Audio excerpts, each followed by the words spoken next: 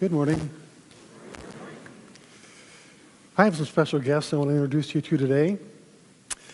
Maythera, would you come up with your posse, I guess we call it? Everybody come up. Maythera recently graduated from KU Med Center as a nurse. And as celebration, her family, her mother, grandmother, and aunt, and good friend have come here from Kenya, Africa, to celebrate with her.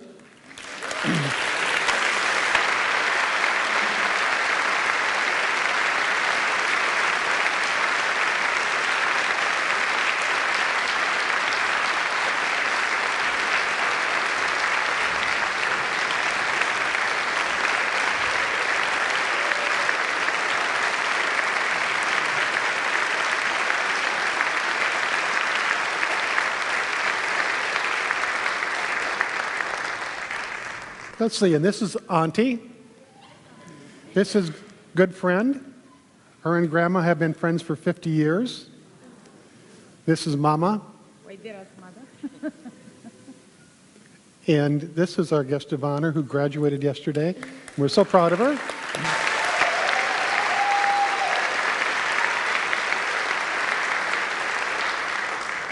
And as a special treat, these two are going to sing us a blessing.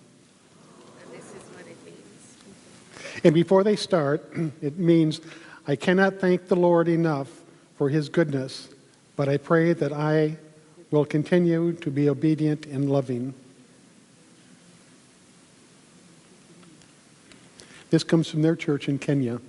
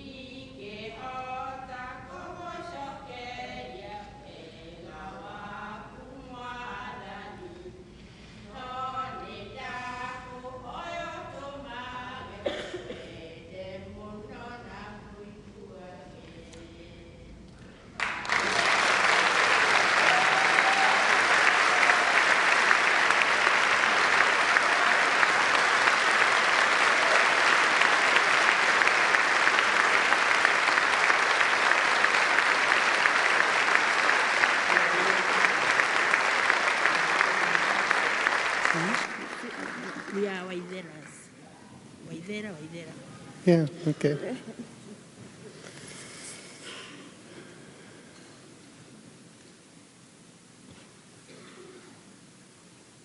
Now, to a certain degree, it seems like this is a wonderful occasion. Two women come up, they sing a song, but the fact that they're in their 80s, and the fact that they came from Kenya, Africa, and that they came to their relatives' graduation from KU Med Center, it just absolutely overwhelms me with the possibility that anything can take place in this world. We as human beings have two attributes that are exclusive to us as human beings. Nobody in the animal world, nobody in the any life species has these two attributes, and they are reflection and imagination. We have the ability to reflect on things deeply. If we have a problem in our lives, If we're facing a challenge, if something's going wrong, we can reflect on it and come up with a solution or a way to move beyond it. We also have an imagination. At one point in time, 100 years ago, when this church was beginning, people were sitting on flat, hard wood pews. And somebody reflected on it that this isn't very comfortable. I wish the preacher would cut things short so I could get up and get out of here. And somebody else imagined, gosh, it would be nice if there was a cushion. So they came up with a cushion that went the whole length of the pew. Some of you might have seen that. And then somebody thought, well, the back's a little hard. So they imagined, what could we do there? And eventually it continued to evolve to the point where we have nicely cushioned seats with armrests. All a result of reflection and imagination. With our ability to reflect and to imagine, we can create our reality. Now, when I say that, I don't mean that we can reflect on the Quick Trip and go buy a ticket and imagine ourselves winning the lottery and doing so. But it all traces down to an emotion, an emotional feeling. Everything you do, everything that you want, every place that you go is a result of wanting to feel some particular way. So if we focus on, I want to be happy, and we move to the point where I need a new car to be happy, that might happen, it might not. But if you focus on the fact that I want to be happy and just hold that vision, I want happiness in my life, or I want peace of mind in my life, or I want to have some healing take place in my life, if we focus on that, as Jesus said, the one who believes is the one who will receive. Now, if that's the case, the question comes up, why aren't our lives just a little bit better, or why aren't they a whole lot better? What is going on if we got these wonderful powers that allow us to create a reality and to really have an experience in life that is of the heart's desire? Why doesn't that happen? Well, there's three particular reasons. First of all, perhaps we don't know that we have this power. And the vast majority of people in this country don't know. We're never taught that in school. I was never taught that in my family home or in the environment that I grew up with or in the culture or in the social circles. I wasn't taught that I could create my reality. Now, once again, that doesn't mean something magic presto, I can create something in front of me. What it does mean, whatever's happening with life at any given time, I've got the power and I've got the wisdom to define it in a way that will bring me the emotions that I want. I can walk around the block and I can get angry because somebody has thrown litter on the sidewalk, and I can kick it as I go by and grumble and mumble, or I can stop and pick it up and put it away. I've created my reality either way I act. The second reason is that somewhere along the way we were probably taught that we couldn't do that. We were conditioned.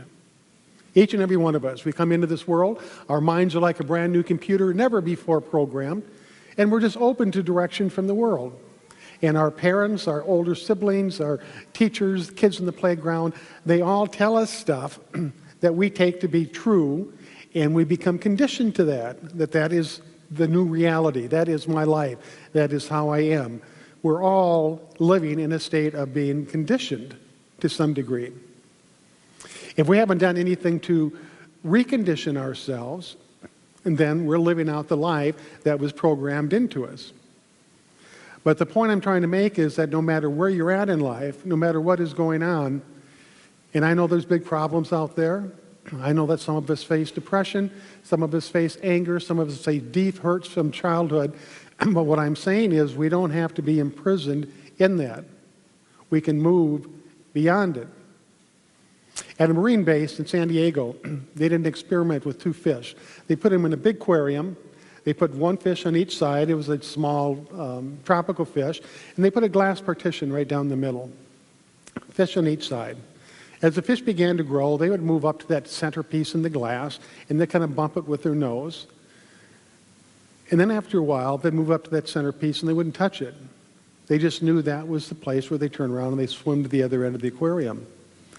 Well, something strange happened after the first year. They took that center division out, and neither one of the fish would swim past the place where the glass partition was. They had been conditioned to accepting half of the tank as their total realm of existence.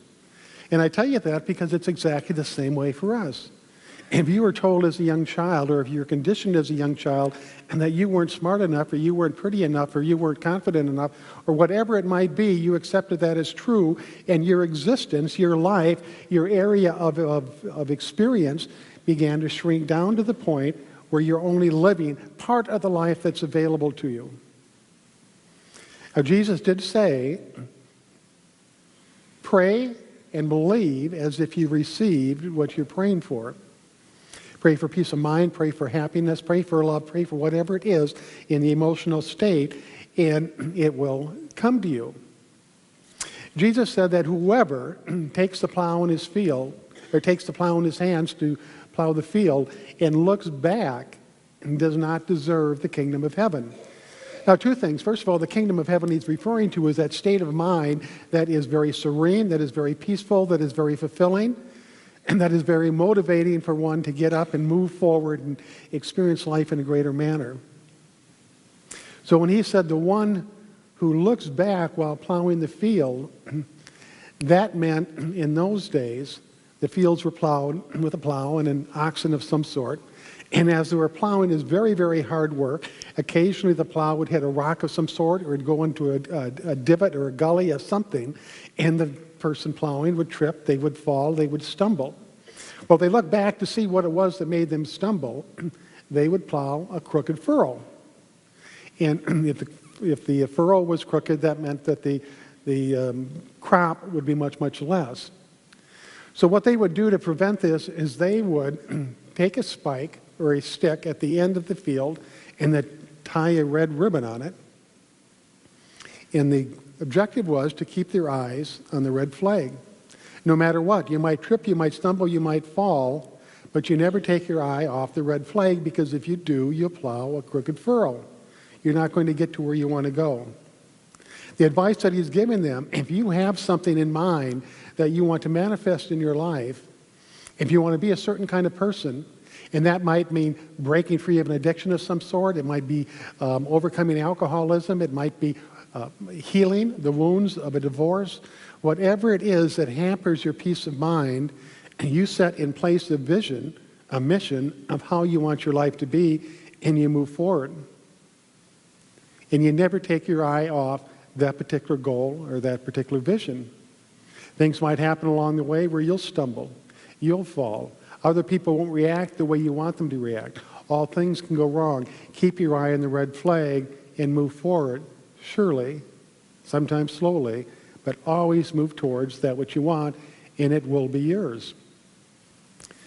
When I was in 6th grade, I went to Camp Tinky Tonka. And part of the program there was we were challenged to swim from one side of the lake to the other side of the lake. Big Stone Lake was the name of it. It is about a mile across. Terrifying experience for an 11-year-old. I remember standing there on the shore, afraid to step in the water. I knew once I did, it wasn't going to end. I had to make that attempt to swim to the other side.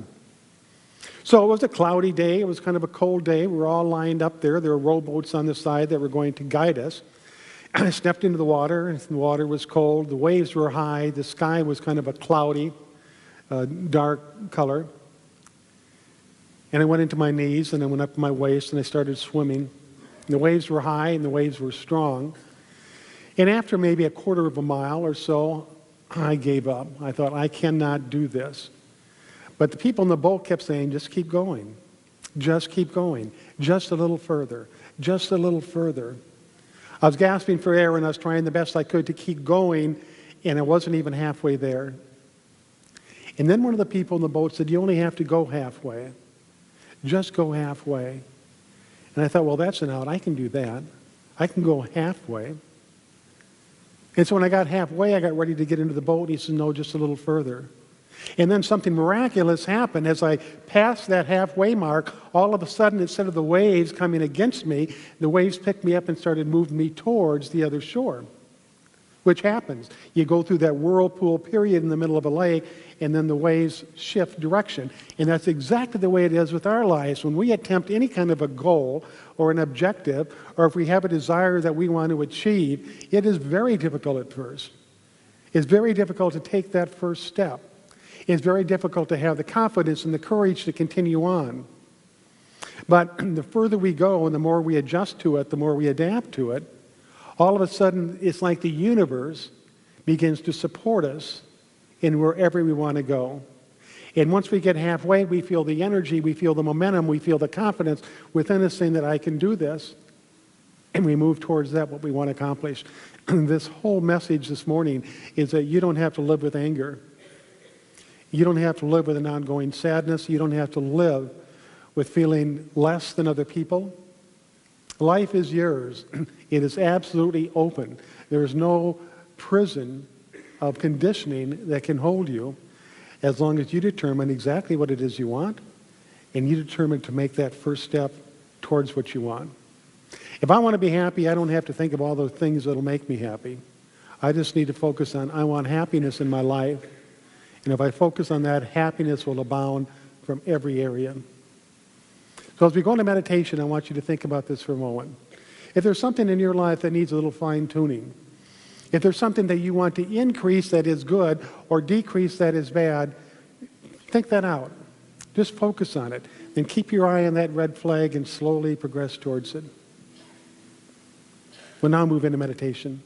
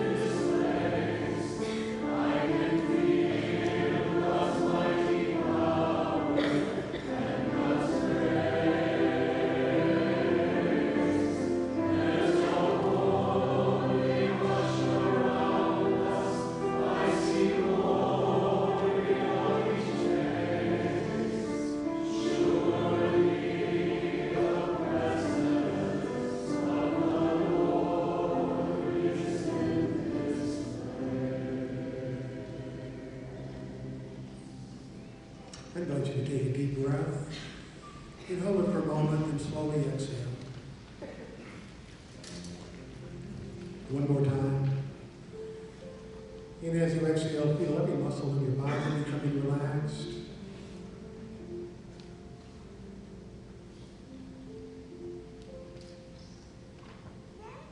You know that you are an expression of the living Spirit.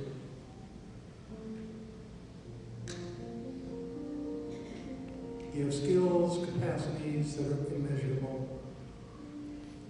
And there's nothing that can stand in the way of your peace of mind, your sense of well-being. There's nothing.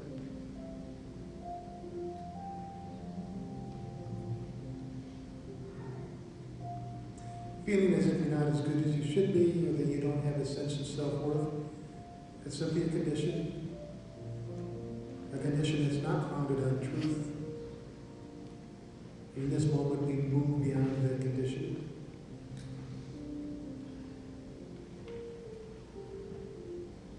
If you got anger or hurt, or any bad memories from the past that resulted from a relationship, and you feel hurt, you feel guilty perhaps, or even shameful, It's simply a condition. And in this moment, we move beyond that condition. We no longer have to feel that way.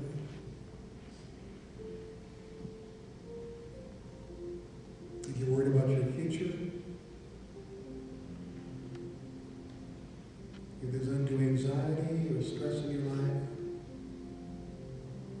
simply a condition. It's not you. It's a condition that you can move beyond. And we're called here today to recondition ourselves, to find those areas that need healing, to find those areas that need soothing, to find those areas that need bolstering. We're here to recondition ourselves and move down the path of life that is ours to move down.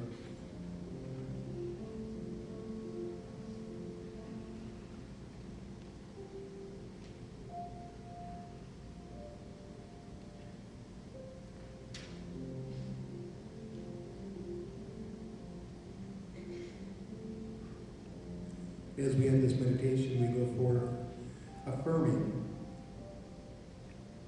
that I will live my life with a peaceful mind, a peaceful heart, and a peaceful spirit. And so it is.